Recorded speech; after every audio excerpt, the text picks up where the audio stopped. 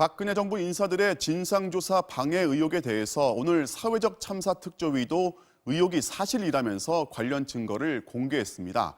그러면서 당시 청와대 비서실장을 포함한 19명을 검찰에 수사 요청하기로 했습니다. 윤수환 기자가 보도합니다. 세월호 참사가 발생하고 1년 만에 설치된 1기 특별조사위원회는 활동 기간 내내 어려움에 시달렸습니다. 계획된 인력과 예산을 배정받지 못했기 때문입니다.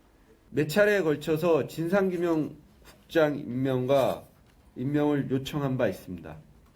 그러나 아직도 아무런 답변이 없습니다.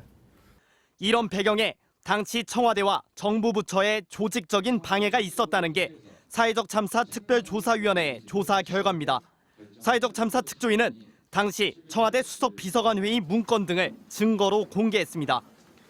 2015년 11월 이병기 당시 청와대 비서실장은 VIP 당일 행적이 특조위 조사 안건으로 상정되지 않게 강력히 대응하라고 지시한 것으로 나타났습니다. 박근혜 전 대통령의 행적 조사를 저지하라는 발언만 최소 8차례였습니다.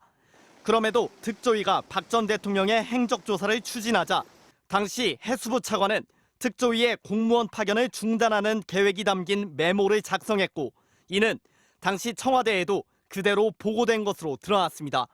또 청와대 정책조정실 문건엔 특조위 예산 삭감과 필요시 특조위 폐지 법안까지 발의하는 대응 방안도 담겼습니다.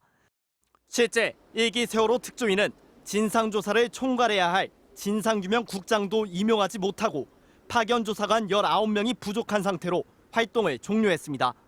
청와대 그리고 나머지 모든 부처들이 직권을 남용해서 인사권과 조사권을 심각하게 침해했다라는 사회적 참사 특별조사위원회는 관련 증거들을 검찰에 제공하고 1기 특조위의 조사를 방해한 혐의로 이병기 전 청와대 비서실장과 정진철 전 인사수석 등 19명을 검찰 특수단에 수사 요청하기로 했습니다. MBC 뉴스 윤수환입니다.